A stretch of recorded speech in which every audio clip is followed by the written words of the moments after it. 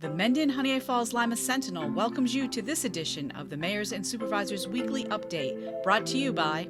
Each week, our community makes history. Each week, you make history. And each week, there's only one source to turn to for the first take on history. You know what that is? Subscribe to the Sentinel right now to discover the history being made in your own backyard. The Mendon-Honeoye Falls-Lima Sentinel. More than just your news, it's your history. Welcome, everyone, to this week's edition of the Mayors and Supervisors Update. I'm Chris Carosa, publisher of the Mendon-Honeoye Falls-Lima Sentinel, and each week we bring you what's going on in the towns and villages that we cover. This week we'll be starting with Rick Milne in the village of Honeoye Falls. Rick, what's going on there? Hey, Chris, it's great to see you and everyone this morning. First, I want to take this time to remind our viewers and the readers that the monthly Village Board of Honeoye Falls Trustees meetings for January and February are moved to Tuesdays instead of our normal Monday meetings, and that is due to the national and federal holidays. So thus, the January meeting is scheduled for Tuesday, January 20th, and the February meeting will be scheduled for Tuesday, February 17th. And of course, those continue to remain starting at 7 p.m. There have been some questions regarding an upcoming Village Code public hearing regarding construction start times and noise. This public hearing is currently not scheduled, as we truly don't have anything ready to present at this time. So keep watching this segment and or these articles in the Sentinel, and we'll let people know for sure when that public hearing is going to take place. Like many of our residents, our village crews have taken the advantage of warmer weather and have taken down and stored the holiday decorations. I want to thank our DPW crew for all their efforts with the holiday decorations throughout the village, and also thank Pat Hannah Graff for her efforts to decorate and beautify some of the planters around the village during this holiday season. They looked fantastic. As stated prior, but it deserves another mention, thank you to our local businesses for getting in the spirit and decorating your store or business fronts, and to our many residents around the community that add such great color, lighting, and festive looks throughout the community.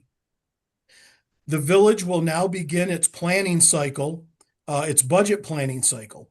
As we are on a fiscal year that begins in May of each year, our budget process moves through March, and the annual budgets are approved in April of each year. The village does hold at least 3 budget workshops each year, and these workshops are always open to the public.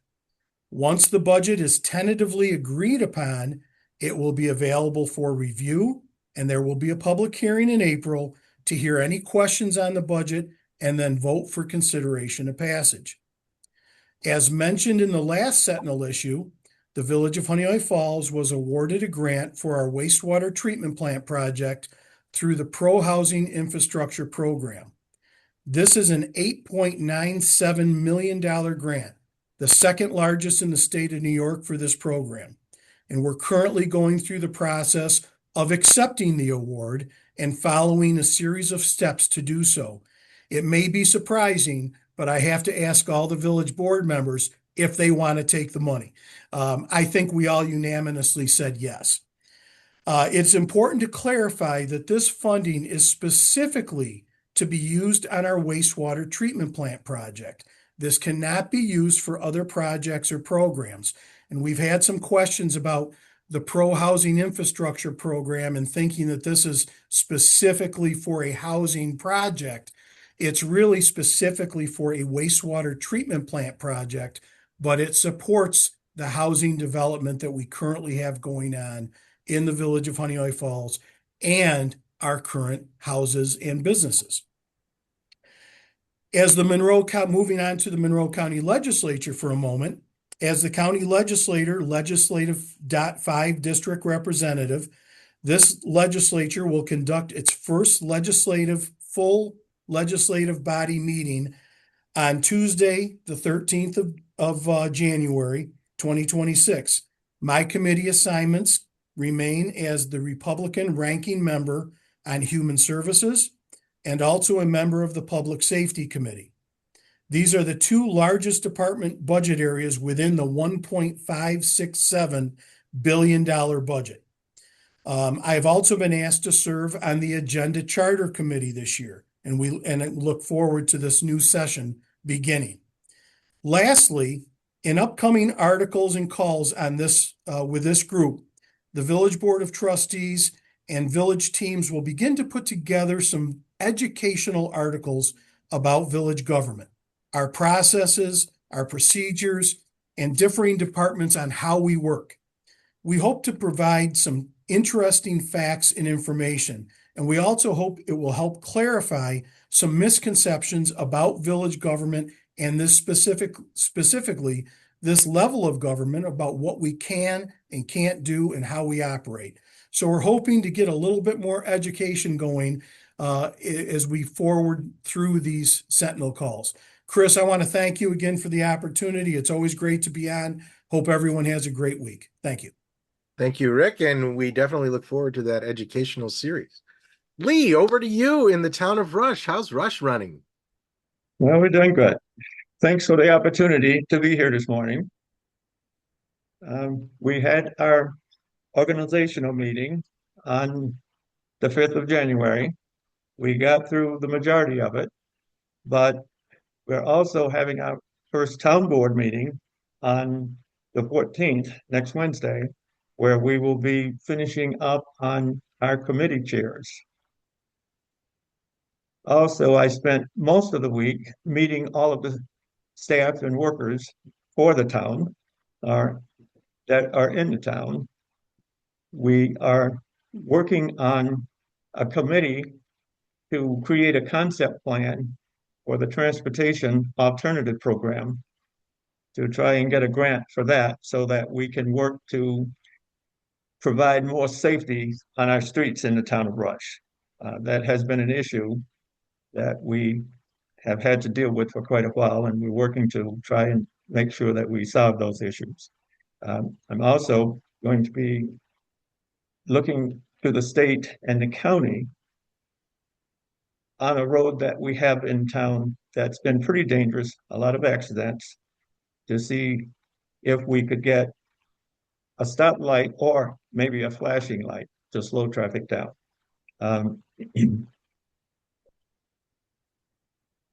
I'm working also on trying to create a committee to mitigate flooding in the town of Rush. We've had problems with that, with the building flooding on a regular basis, which we, at this point, have to do whatever is necessary to put a stop to that. We're also working at this point on updating the town website. I ran on the fact of creating better communications in the town of Rush. We have started that by working to make the website much more easier to maneuver for town residents. We're also looking to create a committee that will start to look at trying to get bus service for the town of Rush so that seniors have more access to get around and not be stuck in their homes. I'm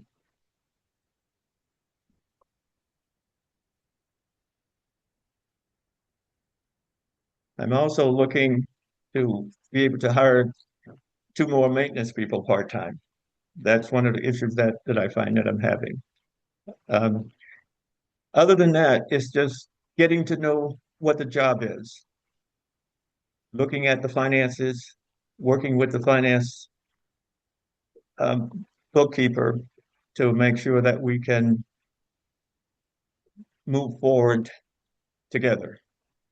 That was part of why I was running, to make Rush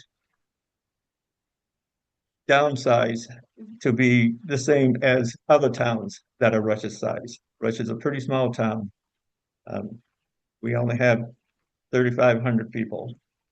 And it was my opinion that we were just a little bit bloated. And I'm working now to make sure that we can start to look at the changes that we might need to make to become more in line with towns that are the size of Rush.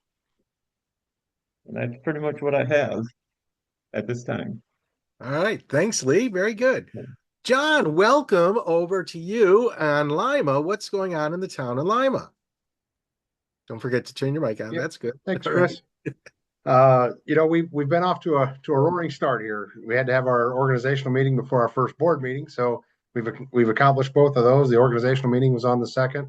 The board meeting was on the 6th. So we've gotten through both of those. Trying to make, kind of tried something a little bit different technology-wise for the town of Lima. We tried to leverage Zoom for our first board meeting and give people the opportunity to at least view and make it more accessible. We're going to continue to work through that. Obviously, there's different technologies to use and things like that, but it's a step in the right direction. We understand that, 6:30 on a Tuesday night, people, have kids, dinner and things like that. So it may not always be convenient, but they still want to know what's going on, right? So we're working towards making that more accessible. At our first meeting, we had the Livingston County Sheriff's Office come provide us updates, for the update on them taking over the dog control versus the Department of Health and how all that works and what numbers to call. And I appreciate them for reaching out and wanting to keep us informed. Probably the biggest thing that came out of our board meeting is we had the public hearing and then a vote on the business overlay district that'll be on Plank Road, kind of encompassing where the old JP Imports used to be, south of Lima. It has a new owner there. The zoning had lapsed because of being grandfathered in. That area was zoned agriculture, so we went through the process of laying a business overlay district over that. And this started with Mike and the previous board members. We just kind of had to tighten it up or finish it up, really. And so, we have approved that unanimously as a board. That will allow this new property owner to go back to the Zoning Board of Appeals, and gives him an avenue to be able to open that business back up and bring a repair shop, an auto repair shop back to Lima. So we're pretty excited about that. We will be commissioning the charging stations at the library here soon, so they'll be able to be used. I think that should be done next week. Provided everything goes smooth. Maybe I can update and let you know next week that it's for sure good. But so we encourage people to use that. The pricing is really set with the Library Commission and the Library Board. That funds generated from that will go to help support the Lima Library. So that money will be there, so you can go in, charge your car, walk down to Milk and Honey, get a coffee, check out a book, do whatever. But it'll be open and available within probably the next 2 weeks for sure. The only other thing, Chris, that I wanted to bring awareness to, we talked about it a little bit at the board meeting, is we've got some Amish communities moving into the Lima area. We've seen some horse and buggies on the road. We do have signs to be put up, to make people aware and raise awareness, but it's winter and that's not the best time to try to put those up. So, anything we can do I've seen buggies on 5 and 20. I've seen them on Jinx Road. Just be aware, those, especially Jinx is a narrow road and people tend to maybe go a little quicker than they should anyway with the hills, but be aware that they're out there and we have to share the road. The last thing we want to do is have an emergency event where we need to have someone get hurt, because those are usually a catastrophic event, horse and buggy versus automobile. So please share the road, be aware that they're out there. And that's all I've got today, Chris. Thank you. All right. Thanks, John. Very good. Rick or Lee, anything more to add? No? All right. Well, thank you all for being here. Thank you all out in the audience for watching. Remember, this program airs live, not live, taped every Sunday at 1 o'clock in the afternoon. Otherwise, you can read the transcript on our edition the next week. And when I say that it appears Sunday at 1, that's on our Facebook page and YouTube channel. So what you need to do is like the page or subscribe to the channel, and those platforms will notify you when the program begins. Again, the transcript appears in the following week's paper, next week's paper. That's all for this week. We'll see you all next week. Bye-bye for now.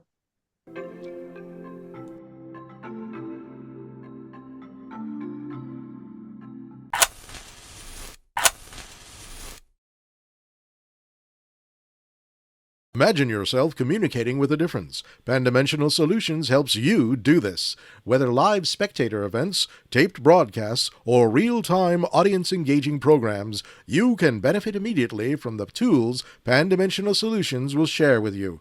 Do you want to make a difference? Contact us at pandimensional.com.